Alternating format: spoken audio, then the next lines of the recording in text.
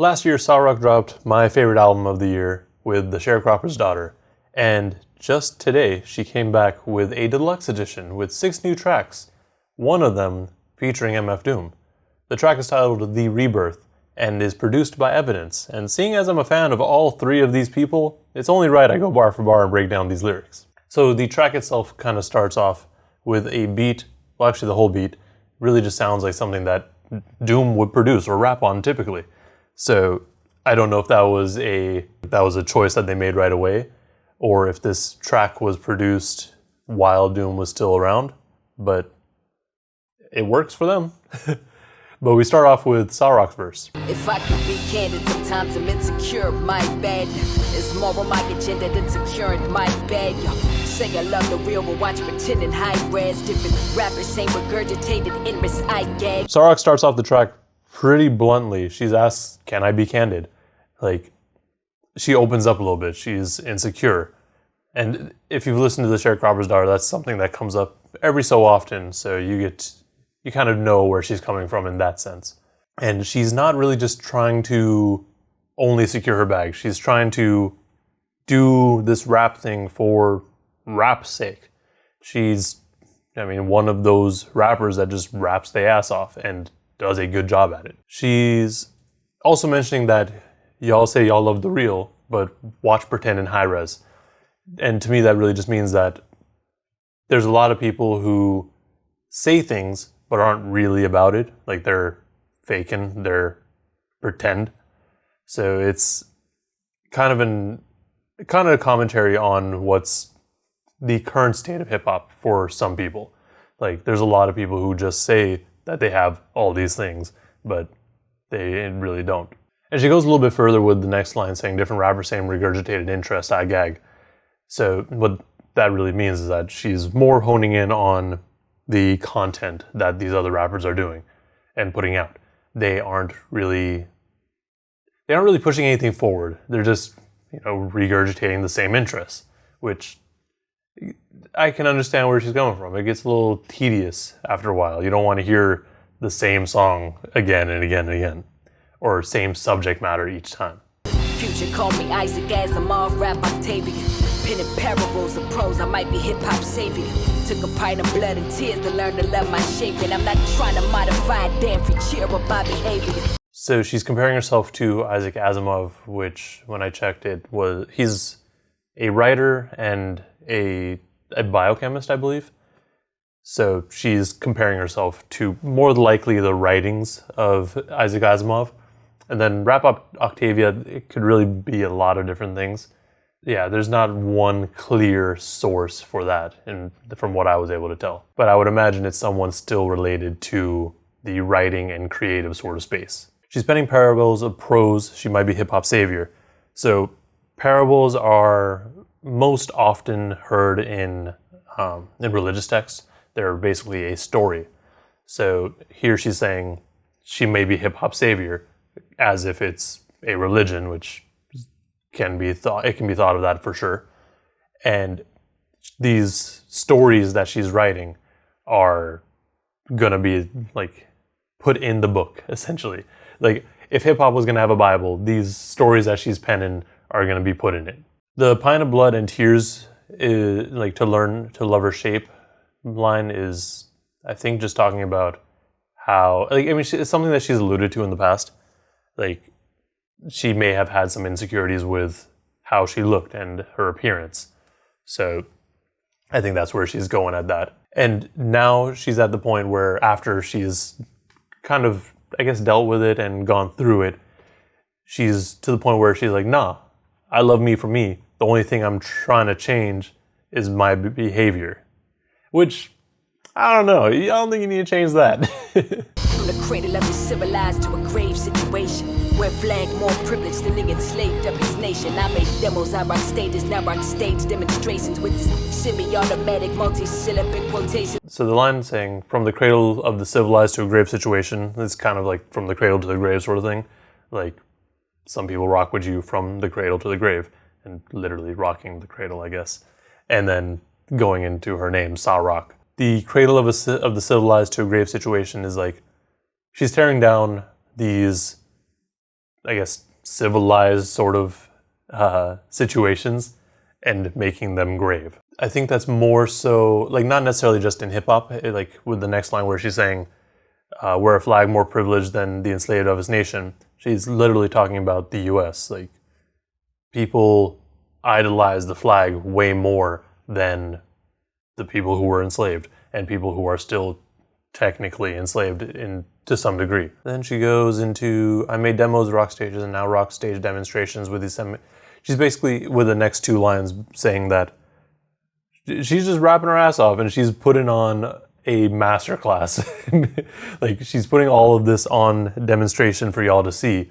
Like, she's just wrecking everything with these semi-automatic, multi-syllabic quotations. Far cry from my homestead, I'm a starseed. Caught a love bug for these prayers like I'm Starsky. Now I'm with a crew of rhyme slayers making bars bleed. Rivals try and catch up, but they can't match my brain or car speed. The starseed, when I looked it up, was basically just like the people of the stars. I'm not too well versed in it, so Saurok probably knows way more about it. But my understanding is that there are people who believe that they originated from another world of sorts. So her being here means that obviously she's really far away. Especially if you take literally, like, you're a seed of a star. Like, stars are dumb far away. Like, they're light years away, and it takes so long to get that light to us here. So she's real far, if that is the case. She caught a love bug for these prayers. These prayers, in my mind, are just these rhymes that she's putting together and just the art of doing it. And now she's with a crew of rhyme slayers, which is just a play on the label Rhyme Sayers. And they're making these bars bleed. And there are obviously going to be rivals. There's always competition in hip hop. I mean, generally, I assume it's more friendly competition, but there's going to be people who are trying to match you in some capacity. So she's like, y'all can't touch my brain or my car speed. Like, we're just beyond you. And maybe that's going into the starseed bit where she's just so far away from where she came from. Like, she's able to harness that speed. Since the clouds are parted, I just speak for my carotid pain. A distant memory, the image is sepia enshrouded. That's from years of light work that made this medium cathartic. Grind these BPMs like choppers till my grief became melodic. Since these clouds, like whatever it is that was kind of in the way, since those got out and departed, she just speaks from the heart. The carotid is basically like the like two of the heart valves, I believe. So it's like she's speaking from the heart. Pain is a distant memory, the image sepia and enshrouded. I mean, oftentimes when we think of the past, like, we think of it all in sepia tone, and it's just kind of like messy. Like, if you look at pictures, like old pictures, they're all like kind of brownish and just scratched up. So she's like, this pain is so distant that she's dealt with, that's kind of how she thinks of it as. This medium, this rap, this music genre has become cathartic. Like, it helps her release whatever issues she's dealing with. Turning negative to positive with these musical deposits. Y'all can gather my accounts and make a suitable composite of the person I inspired to be peaceful and unbothered with all my doubts and fears 6 feet deep and sleeping under sawdust. She turned the negative into the positive with these musical deposits. Like, this music, again, is cathartic. So she's basically taking the negative things that are happening or had happened to her and flipped it and made it positive.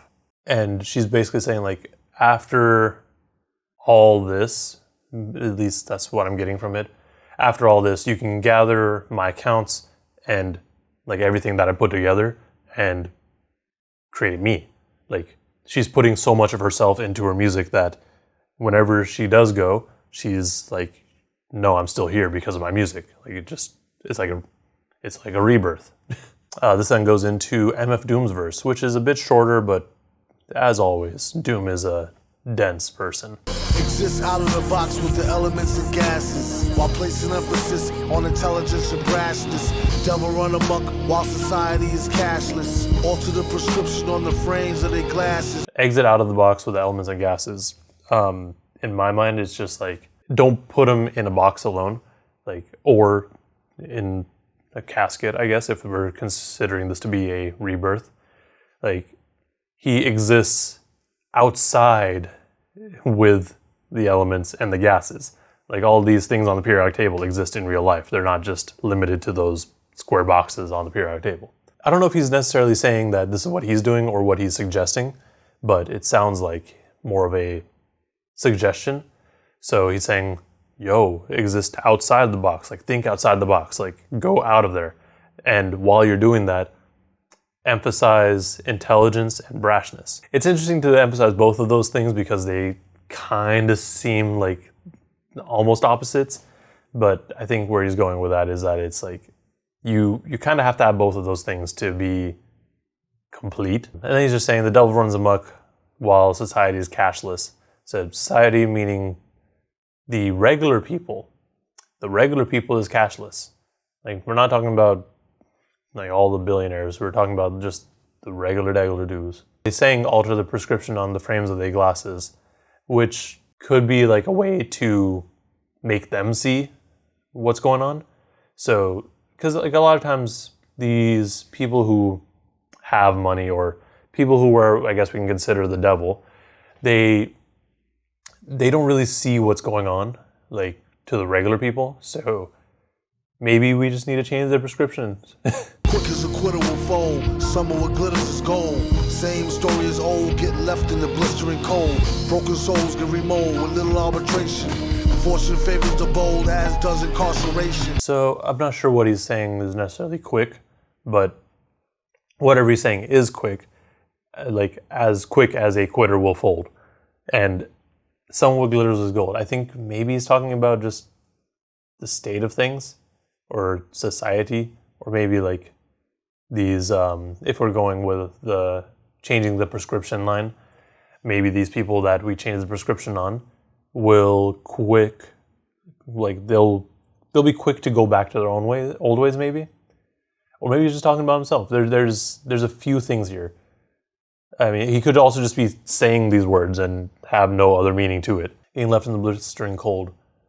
Maybe he's talking about the people who are cashless, who just are left in the cold because they don't have any money to afford proper housing. And broken souls get remolded with little arbitration. I think that's playing into the rebirth idea. I mean, it could be, because arbitration is like getting someone to settle a dispute or settling this dispute in some way. So if these people are being put down in some way, like these broken souls, they're being put down probably by the people who have the money or the devils. Maybe he's saying that they're being remolded in some way that benefits them. So, because there's little arbitration, there's little dispute to it. And I think that plays into the next line where he's saying fortune favors the bold. Like, you gotta be bold sometimes to get what you want. The art of manifestation, mastered by ancient civilizations, lies deep within the mind's refrigeration. A shift of the eye is ample indication to re-release a mudslide of latent inspiration. So the art of manifestation is just kind of the idea that if you, well, people simplify it to the idea of like, if you say you want something to happen, it will happen. Obviously there's more steps to it than that, but it's kind of the idea of like putting it out into the world, and as long as you're still working towards it, eventually you'll get to it. And this was something that was mastered by ancient civilizations. I don't know which ones in particular he was referencing here, but sure, let's go with that.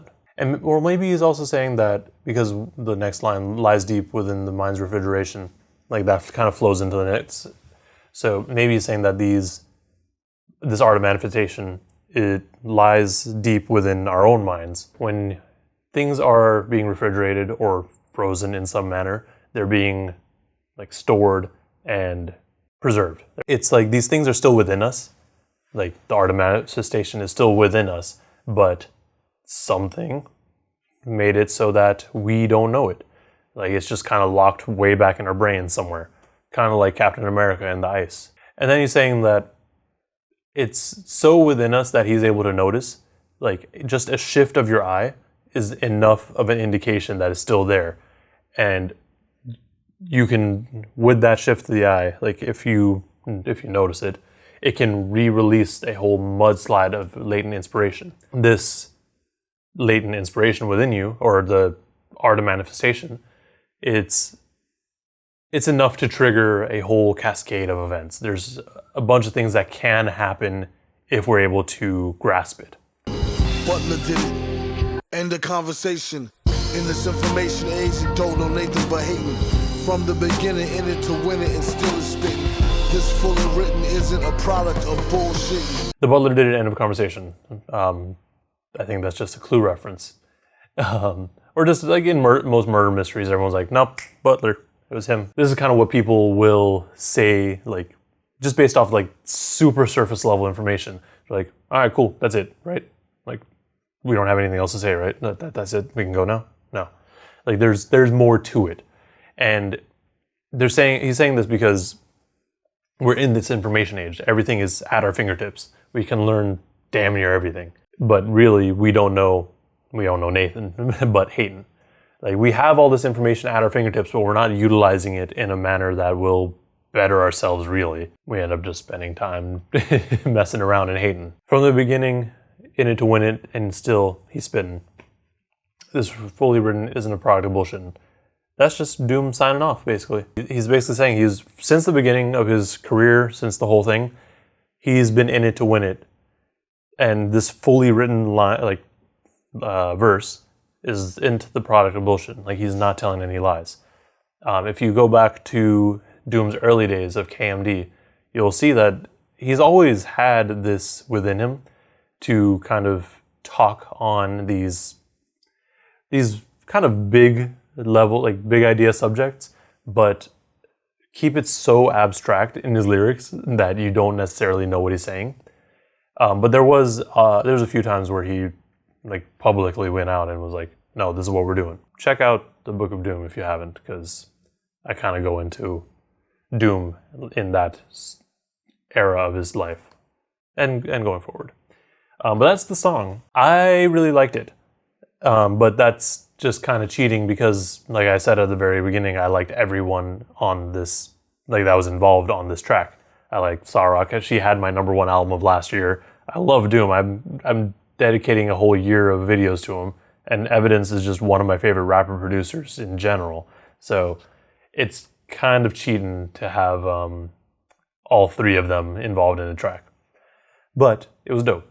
I really did like the production because it definitely just sounded like a Doom song. And that's a sound that I haven't heard in a while.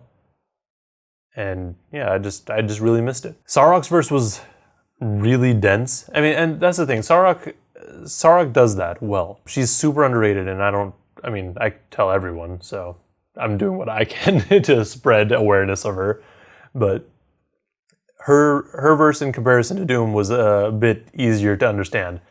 Like, she was more just talking about herself and the state of hip hop, which, to be fair, like, makes a lot of sense. Like, I get where she's coming from. The parts that kind of got a little past me was like the Starseed line, and the reference to Isaac Asimov, Rap Octavia. Like, I that kind of lost me there, but it's dope. Like, I always like these songs where I actually have to look up what they're saying to get a better understanding. And then Doom's verse, like, I'm certain I missed something. Like, there's way more that he's saying there, I'm sure, but it's dense. And that's just kind of how Doom is. But yeah, I think that's all I have for this track. It's very dense, so as always, let me know in the comments below if I missed anything or misinterpreted anything with the lyrics, because I just said it's super dense. There's most likely more to it than I'm sure I'm missing something. But yeah, also let me know what you thought of the track and the rest of the other tracks added to the deluxe edition of the Sharecroppers Daughter. But also, like and subscribe if you want to see more content and breakdowns like this. And thank you for watching. Please stay safe out there.